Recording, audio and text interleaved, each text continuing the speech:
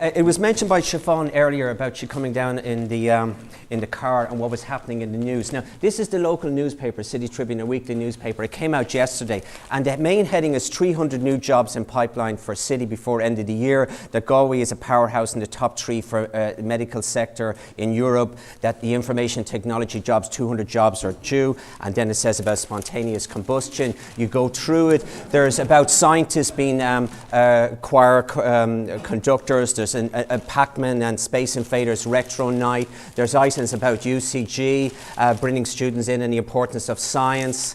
You have half a page here on the Science Sky to Sea, or Sea to Sky exhibition that was held out, and many, many more. And that's just your weekly newspaper, full of actually science. And last night, I finished the retro gaming night in the university at about 10 o'clock. I rushed out to a hackers event downtown. I rushed over to the big exhibition on Sea to Sky that was being held out in the Leisureland Atlantic Aquarium. There were still hundreds of people at that stage of the night going through. They closed the doors at 11. They estimate somewhere between 8,000 and 10,000 in September. That is absolutely fantastic. So it sounds all great. And I work at the biggest research institute examining the World Wide Web, the next generation known as semantic web, and it's based in Galway. It sounds great. And there's 130, 140 people now working there.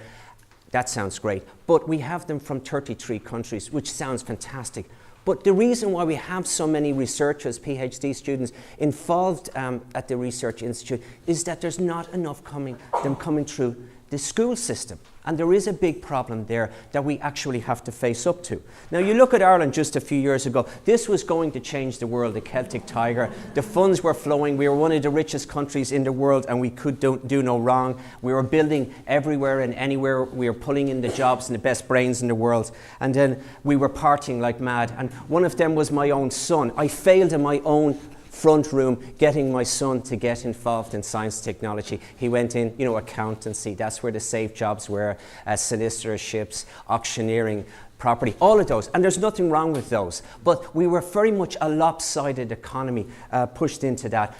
And I managed Irish pubs around the world. And wherever you go, the Irish image, the crack, the music, the culture, fantastic, sounds great. But obviously it was very much a facade. It was built on an illusion. And the politicians tried to convince us, and vice versa. We all fell for the actual dream. And then the reality settled in. When we looked at what we lost, the manufacturing jobs in IT, in manufacturing generally, electronics, we were the hub of Europe for a long time. They went elsewhere. Now, inevitably, a lot of them were going to go to China or go to Poland because of the changes in the actual wages. But in Galway alone, in spite of all the good things I said about Galway, there are 14,000 people unemployed in this city. That's of unemployment age, excluding the older people, excluding the younger people. That is a huge level. And you now have the brain drain is happening again. We never thought we would see that 10 years ago or even 5 years ago, but it's actually happening. But in spite of that, we still have so many good things going for this country. We have so much science and technology. We are the age of science and technology, and it's affecting all age groups. The very young people, the phone is not just a phone anymore. You make your films, you make your photographs, and the generation using them, they're just getting younger and younger. There is no problem, It's second nature to these people. So the generation gap is very much in one dimension. And you go into a classroom, this would frighten a lot of you. This is the classroom of today and of the future. It's certainly happening at third level, and trust me, it's on its way into second level, whether you like it or not. But it's a lot more interactive. We talk about, say, Renaissance Europe. The lecture will say this is the topic. We're talking about the Italian Renaissance, 15th century. So there's a lot more interaction now. It's not the lecturer standing in the front like me at the moment. You're all listening and I'm doing all the talking. You go into universities across America, there's a lot more interaction, there's a lot more discussion, there's a lot more disagreement. And you look at the way technology is moving, and I'm involved in DERI, communication technology, web technology, and look what's happening around us. Just in 1 year alone, almost 1 billion phones have been sold, and it's increasing all the time. And those phones are becoming more powerful. You have built-in sensors, and they have in a laptop, and you can do things like earthquake detection and so on. And sensors are going to be the first technology that will reach 1 trillion elements. Unheard of figure a few years ago. And it has been youth-driven. You can see the pictures of the children. But for 100 years now, communication technology has been driven by young people, thanks to this chap who has huge Galway connections, and we're going to be celebrating Clifton next year, 200 years of Clifton, where he basically invented a global village through the communication and the wireless connectivity across the oceans. And Galway was the centre of that, i.e. Ireland in brackets, but sorry, Galway first, of course. And it inspired youth. Straight after World War I, a lot of younger people in Western Europe in particular and America turned away from the old cultures because it was associated with war and death, the lives that were lost in the World War I. And young people, when they had a new thing called pocket money, because you had in Western Europe and you had in America a teenage culture for the first time, because for the first time you had pocket money with both parents out working, one maybe in the front, one working in the factories. So children got some monies. They started to maybe collect stamps over the post, but they also started to get the radios and kits, put them together. Then they started to set up or were inspired or used, in inverted commas, to have radio stations orientated towards young people. And the jazz age developed and the teenage culture. So no longer was a teenage isolated in Ballyjames, or whatever. He was now connected to Warsaw or to San Francisco. So for 100 years now, communication technology has been inspired by young people, but certainly was marketed, a lot of it, for young people. And it went through the different ages, in the 30s, in the 50s with the teenage parties, and it changed one's attitude towards life. And this is a lovely little invention. This is the transistor radio brought out by the Japanese, a company called Sony, in 1957. They're still with us today with the PlayStations and so on. And that allowed the young people, and I teach older people in their 80s and so on about communication technology, and ask them, are they scared of this, the iPhone and what it can do, and the interconnectivity with the web and the films and so on. And I said, yeah, but 50 years ago you scared the pants out of your parents because you had the transistor radio, allowed you to get away from the parents, the house. It was battery operated. You could go to the field, to the shed, to the beach with your young people and listen to such subversive stations as Radio Luxembourg, so you were escaping from that, So it's been with us for a long time. The 70s gave us, of course, the Walkman. The 80s gave us the Discman, or I should say Disc Person, probably, a PC. And then the text came in the 90s. And even today, especially today, it's the young people that are making the technologies of the web, the communications technologies. People like from Facebook, Mark is 19, you look at eBay, you look at Google, you look at Skype, you look at YouTube, all invented, developed, innovated by people in their late teens or their early 20s. And that has been going on now for quite a while. In the 70s, we had a chap called Steve Jobs. Steve Jobs, you've probably heard of him. He was 21 when he founded Apple. Bill Gates was 21 when he founded Microsoft. So young people have no fears, no inhibitions, and the world is their future. And the inspiration for a lot of technologies, for instance, I go back to when I was a child, was in the 1960s. And Yuri Gagarin became the first person in space in 1961. And suddenly young people of that generation thought that they were going to be on the moon and Mars and Venus, going to other solar systems, traveling the universe in no time at all. So suddenly so much youth culture was orientated towards the future, what's out there, what are we going to be like, and we're talking to aliens and vice versa. So we had the comics like Superman, and we had a program like in 1966, Star Trek in America, but obviously it was all over the world. In England you had Doctor Who and Blake Seven in the 70s and so on. But that program changed so much at a social level, cultural level, but also at a technology level. Young people looking at that when it came out in 1966, the communicator, Beam Me Up Scotty, became the mobile phone in the 70s because a young fella watching that said, yeah, someday I'm going to make that. It gave us the iPad. It was then known as the Pad. And if you looked at the first ad for the iPad 2 years ago, it was using Star Trek technology. We have Cisco's in Galway. The founder of Cisco's, as a young lad in the 60s,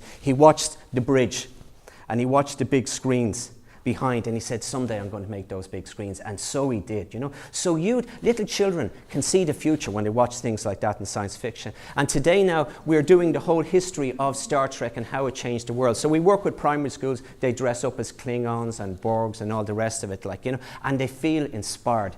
Now, fair enough, Star Trek isn't on every kid's frontline program at the moment, but we also look at other versions of science fiction. And we've set up a computer museum, And we have, sorry about the two people in the front, but I ask you to look behind those, They just got away in the way of the camera, actually, when I was trying to focus in. And we look at the punk rock era and the video technology that it gave. That's set up in the university. I got it because I work in NUIG. They gave it to me for a month in May 2010, and we're still there. And now we have the SB involved, Alcatel involved, HP involved, looking at all the technologies and how they changed over the last 5,500 years, with particular reference to the computer technology, and trying to inspire the children. So we do a lot of retro gaming, and then we show them to code in that gaming yourself. Because when I had my first Sinclair in 1981, you had to feed in the code, and then you speeded it up, slow it down, added it on. So you were a creator, you were an innovator, you were not just a user, and that's where we're actually trying to encourage, you know. So we have gaming events, and what we've done with one school, for the last 4 years now, we've given every single pupil in the 5th years and 6th years a laptop. We take them back at the end of the year, but we let them use them all year, let them bring home on condition that they act as a front for some of the technologies that we're actually creating. And I'll come back to that. So we work with about 20 schools at the moment. It's Scratch, which is a fantastic programming language for juniors, and we do C++ and Python for second levels. And we're trying to set up now in Galway an inter-schools computer club between themselves and let them inspire each other. And we use the museum as a living learning resource, and we're working with about 20 schools, and we get the children each time to do a project is to go up and show the other students how it's actually done, you know. And gaming, the color, the graphics, the sound is a kind of like a magnet. It pulls them in, but they've expanded on that, and the things that children can do at 10 and 11 just amazes me. I wouldn't have the vision that these children have. Absolutely inspiring, you know. But we do have problems when we work with schools. We find it very difficult to get into second level because it's an exam-orientated environment. Computer science, I cannot believe it. I gave the first computer classes in college here with Jimmy Brown, now president, and Ollie Ryan, back in 1981 when I finished college. And how long ago was that? And computer science is still not part of the primary school or the secondary school curriculum. To my mind, it should be a life skill. It's as essential to life today as electricity, and we should know how it actually made. There are serious factors in that. There is no project-based learning. I have a problem with that. Science, if you want to do climate change, you have to take so many different disciplines in it. When you go to second level, everything is departmentalized into 45 minutes, 40 minutes or whatever. You go to a primary school level, you can spend a whole day, a whole week doing a science project involving drama, involving public speaking, involving art, all of those elements. And it inspires children. I've seen it with my own eyes. And there is a shortage of IT equipment, and we're facing a cutback era, but there are ways around this.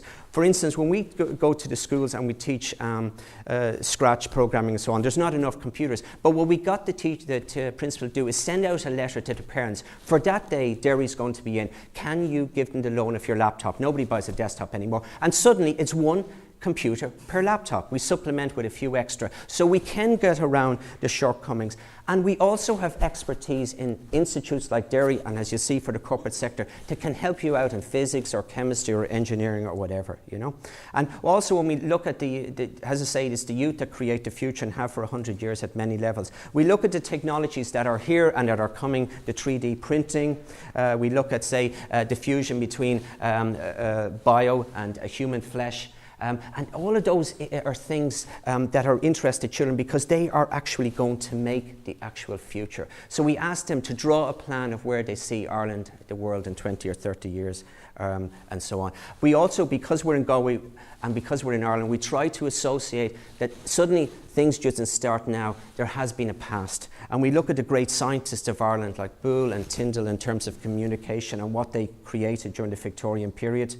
We look at the University of Galway, UCG as you call it, and NUIG as the Tories call it, and we look at the proud tradition of science that it has from its foundation, its connection, say, with our friend here. You know who he is? Our friend here, he actually gave a number of his exhibits, Darwin, on his famous voyage around South American Galapagos to the professor of zoology at the time, or I think it was natural sciences, you know. So, and some of the material is still there. And now they have a living museum of animals, you know. And here in Galway, we are celebrating in Galway a 40-year history of being a digital Galway this year. In 1971, digital came to Galway. And there were a number, and once they came, it released the floodgates for the whole multinational sector that come in the 70s, the Thermo Kings, the North Telecoms, Wang, Apple, Verbatim, so many of them. And they came for a number of reasons. Obviously, there's things like we still talk about today, the low corporate tax, you know. We're coming into the European Union, so there was a big European market. It was a good English-speaking workforce. It was a good education system, well done, the teaching profession. And also the Irish diaspora. We often forget about that. And I have an article in the Irish Times in November 1971, and we look at who were the managers of digital, which was based in Massachusetts. The managers were the Irish that had left in the bad days of the 50s and 60s, and they were coming back to the old sod. But also one important reason why they set up in Galway was because of UCG at the time. The vice president of digital said that we need engineers, scientists, administrators, all of those, and they will be coming from the university. So there was a great interconnectivity between industry, between schools, and between digital, the multinational, the manufacturing business sector from day one. And in fact, in 1979, they linked all the schools together by computer. By telephone. Fantastic. So long ago, schools in Galway at second level, I should say, were actually networked, you know. And we're continuing that tradition. As I say, one of the biggest, if the biggest science research into the next stage of the web, called the semantic web, and it's based here in Galway at UCG, and we're developing what we call the intelligent web. Rather than work, say, in a Google search in words in isolation, we go for meaning, making it understand that requirement that you're looking for specifically. And we're trying to develop a hub here in Galway, has a Silicon Valley, the Galway Bay, if you want to call it that, where small indigenous industries, the corporate sector, the schools, the university, all work together to innovate and create that future for everybody. And some of our partners are some of the biggest names in the world of communication technology: Cisco, Intel, Alcatel, who own Bell Laboratories, which has been the greatest research laboratory, in my opinion, that the world has ever known, and gave us so many of the technologies we use today. And also small companies, the guys and the girls just starting out, you know. And the key, as I say, is innovation. That is the key of the 21st century, you know.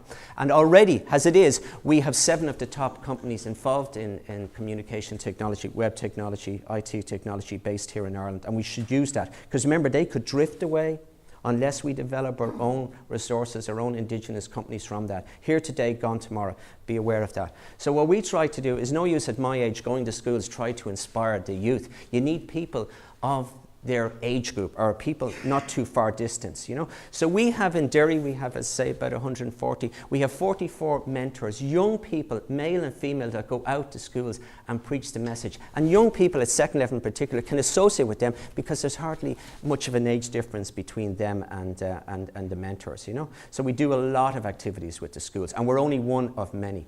So at second level, we bring students in from different schools together to do workshops on different aspects of IT, being taught by the young mentors. And the laptop per school, for instance, we always trying to give a novelty act, a wow factor. So we brought the computers into the school at Christmas and did the Santa Claus routine and all of that, you know. And it's the young people that speak volumes, that get around, go straight to the grain. And this is one of our researchers, Ayan, and she takes the famous quote, "Future doesn't surprise us, we invent the future." That encapsulates what science and technology is all about. And I chose technology as a career because it gave me the opportunity to work with smart people, being at the leading edge of technology and being creative. Science has always interested me, as I've been curious by nature and want to understand how the things from the inside out. And my favorite subjects were maths and physics, and enjoyed problem solving. When thinking about a future career, I'd like to be at the cutting edge of emerging technology. So these are the young people talking to the young people. And then when they left DERI, the institute, what happens to them? Ina here, she set up her own company because of what she learned within the institute, the environment, the incubation period, shall we say, you know. And this I love. This is Sanu, he's now working up with online in Dublin. And he says, the dynamic research carried out impressed me greatly. You have opportunity to learn from and share knowledge with people who are in the same institute, familiar with same technologies, have similar ideas. and have different life experiences. And remember, everything in science, as we all know, it's all about experimentation.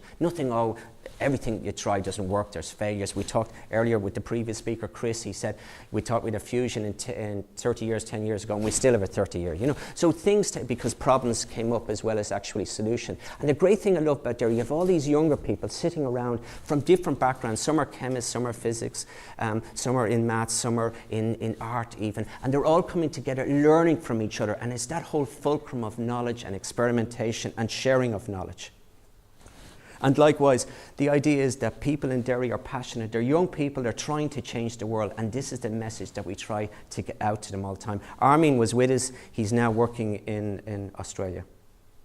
And we try to get the young people to come in from the schools and feel part of that work environment. So rather than have a once-off trip, we're trying to now have them come back every month from certain schools and feel involved and feel inspired, you know. And some of the young researchers told me in DERI, as we say, we have this museum that we're now making a national museum that has inputs from GMIT, from NUIG, the different areas, schools in it, from private industry, from Engineers Ireland, from HP, all working together to develop the proud history in technology, computer technology that we have. And some of the young researchers, and we encourage them to use all the time, when they're in the museum, they feel inspired and it makes them go to that higher level according to themselves. And it's not just DERI, this is Medtronic. As we say, we're a centre of the whole medical science area in Galway with companies like Boston Scientific, Medtronics, Medical Technologies, and so on and so forth. And lots of them now are sending out their young researchers and engineers and scientists into the schools. And for instance, we're doing, I think next week there's working with a second level school in Athenry on heart dissection, and this has been done with the children in primary school. And you can see the joy in their faces, you know. Well, obviously it's cutting open their heart. Yeah, 5 minutes, yeah, I'm coming to an end now, you know. And this is what it's all about. And here we have Dr. Chris Coughlin from HP. He's head of the new technology unit in HP. Now, a year ago, there was question marks about HP. Now they're moving out of the hardware and they're moving into the software and moving into the web, moving into cloud technology. I was there last week. They have got recently recruited 75 mainly engineers, and it's a real hub of activity. You can almost feed off that fantastic enthusiasm that exists, and they want to now work with us to develop computer science programs in schools. Now in second level, we have to do a lot of work with them, say maybe transition year, but also after schools. Like we're working with St. Mary's doing IT, computer programming course, and we have to do it after school. But if that's the way, that's the way. But we have people from all age groups, from first years right through to final years. And like any good scientist, I look at Leonardo and so on, is that we never separate science from the real world, it was mentioned earlier. So we do art as well. So we'd have a paintbrush in one hand and maybe an iPod or whatever in the other, you know. And to give an example, and again, things are no better here than anywhere else. As I say, there's so much unemployment and sadness and so on. But we had, you were at it last year, Paul, you know, there was 22,000 plus people came on one day to the Science Festival in November last year. We had Morrigan Quinn open at 11, it was already full. 12 o'clock we had to lock the door. We had a queue. It was still there at 5 o'clock when we closed, and it was all there for science. So there's an appetite for change if we can inspire them to move it. So a fantastic achievement in one day. Biggest crowd ever that was on the campus, you know. And we got the children to exhibit themselves, and that's important. Rather than being lectured to, they do the programming, they do the science experimentation and so on. And looking for role models. Yeah, this is important. They got to see the programs on television and in the cinema. Like, as I say, in my day it was Star Trek. It could be stuff in forensic science. It could be CSI Miami. We look at people like Brian Cox, the former pop star from DERI, and so a fantastic role model in terms of astrophysics. So we use elements like them, and it's them, the younger generation, that will inspire the younger generation, or the popular programs. And I saw it myself when the BBC's was the best computer I think ever happened within Europe, because you had 1 million BBC computers going into schools because of the BBC programme.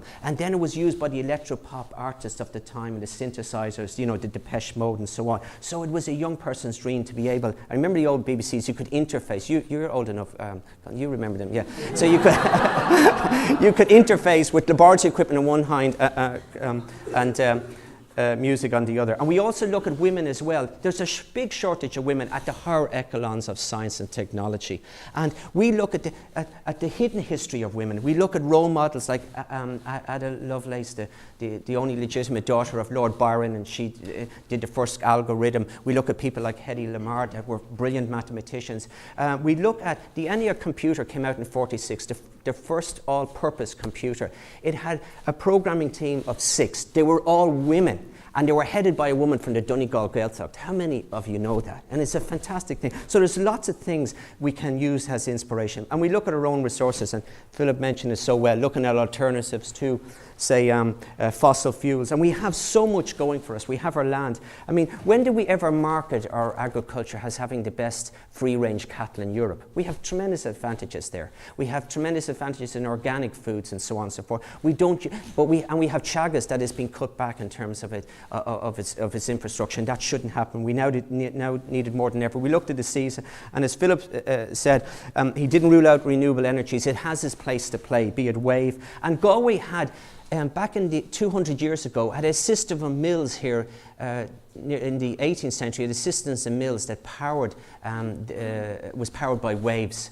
And it was destroyed by the tsunami that hit Portugal, Lisbon, in the middle of the 18th century. It's often forgotten about. So we have a proud tradition in terms of wave technology. We look at the skies. We talked about wind being one of many elements. But the challenges are a lot of the work that's going on in Galway is being done by the corporate sector. We want to help inspire young people to take ownership, to create the products, to be good as the marks from Facebook or the Jobs or the Bill Gates or whatever. But we need computer science. It has to be part of the mainstream. Now, it needs more resources going in. Finland went through this when the Soviet Union collapsed in 89 or 90.